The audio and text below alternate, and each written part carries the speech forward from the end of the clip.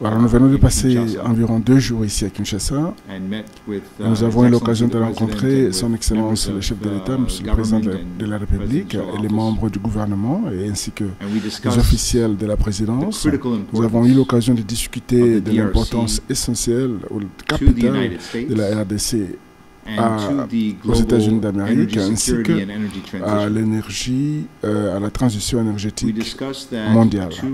Nous avons discuté avec le président de la République que pour réaliser ce potentiel, nous voulons travailler en partenariat pour s'assurer que le secteur de l'industrie minière est exempt de toute corruption et que les entreprises minières traitent les travailleurs d'une manière juste et transparente en recrutant la population congolaise, les travailleurs congolais qui devront bénéficier du salaire juste et d'un traitement équitable. Si nous faisons ces choses, si nous y parvenons, plusieurs entreprises internationales, occidentales et américaines, des entreprises ayant une bonne réputation, viendront et seront intéressées à investir dans ce pays.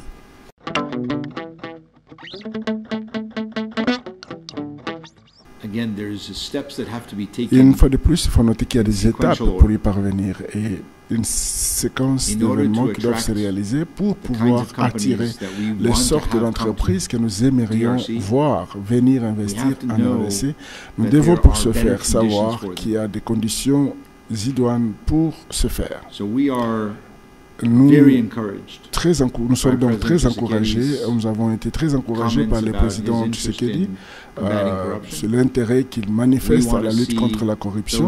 Nous voulons le voir en action, que ces mots se traduisent, ces paroles se traduisent en action.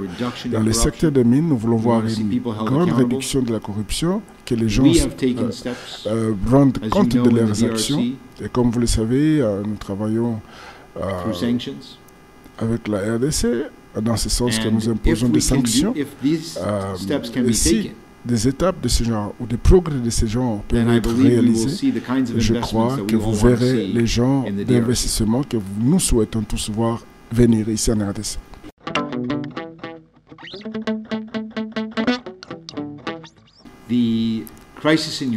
La crise en Ukraine renforce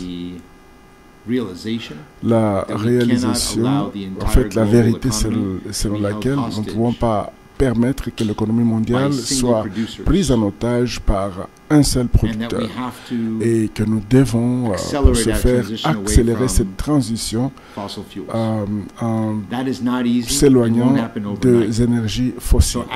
Donc, à mesure que nous accélérons la transition énergétique, cela veut dire qu'au lieu d'utiliser les gaz naturels ou le charbon, nous devons utiliser l'énergie solaire et l'énergie éolienne. Au lieu d'avoir de l'essence ou du gasoil, nous allons utiliser les batteries électriques. On a besoin du cobalt, du nickel et du lithium. Et ça, c'est des minéraux dont la RDC regorge. La RDC a l'opportunité de pouvoir faire partie de la solution, mais également la solution pour le monde, mais cela prendra un engagement pour développer les énergies et les industries nécessaires qui seront utiles au monde dans son ensemble.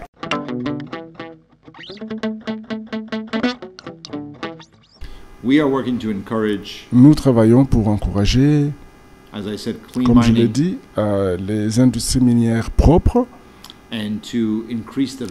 et accroître également la valeur de ces minéraux et que la RDC bénéficie de ces ressources minières. Il faut donc raffiner ces matières premières dans les pays pour augmenter la valeur ajoutée de ces matières premières. Et si dans une certaine mesure, on peut aller à la production de batteries électriques à l'avenir, mais je crois que pour l'instant, nous soutenons tous ces projets. Et pour ce faire, nous devons nous focaliser essentiellement tant sur les objectifs à long terme pour la construction des batteries électriques, mais il faut également voir la situation à court terme, s'assurer que nous avons une industrie minière active et qu'on peut raffiner déjà les produits de base, s'assurer que nous avons des voies d'évacuation qui sont efficaces vers l'économie mondiale. Et c'est ça que nous voulons voir, et c'est cela sur quoi nous voulons nous focaliser.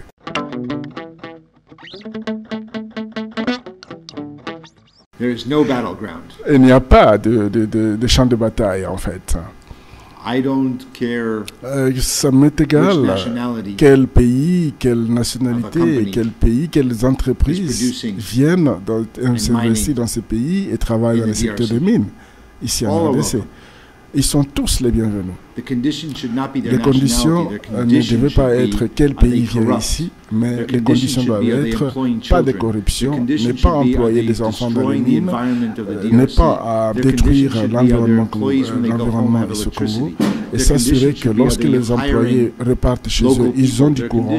Les conditions devaient être que ces populations locales qui trouvent de l'emploi reçoivent les salaires adéquats et les soins de santé nécessaires. Si toutes ces conditions sont respectées et on s'assure que la population congolaise bénéficie ou tire profit de l'exploitation minière, ces entreprises ont leur droit d'être ici, qu'elles soient des entreprises chinoises ou américaines.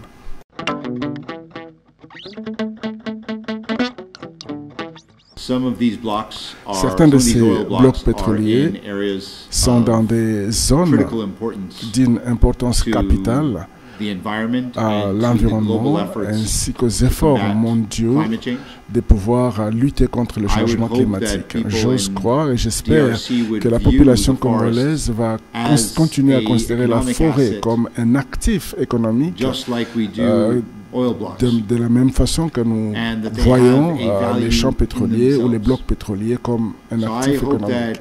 Donc j'espère que nous parviendrons à un point où nous n'allons pas exploiter pour le but d'exploiter et que nous n'allons pas exploiter le pétrole dans des endroits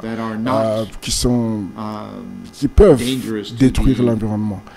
Si ce n'est pas dans des endroits qui causeraient un dommage irréparable à l'environnement et exacerber le changement climatique, alors nous pourrions donc considérer que ce sont des projets intéressants dans lesquels les États-Unis d'Amérique pourraient montrer un intérêt particulier.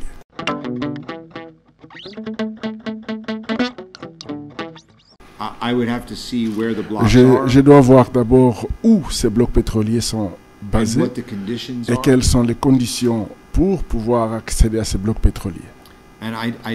Et je n'ai pas encore ces informations à ma disposition en ce moment. Les entreprises américaines sont des entreprises privées et c'est à elles de pouvoir décider s'ils souhaitent ou non investir.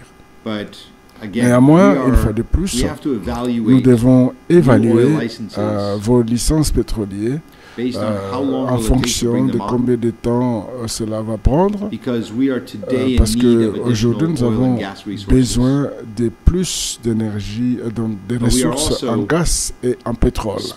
Mais nous sommes en train de dépenser beaucoup de ressources et toute notre attention vers la transition énergétique.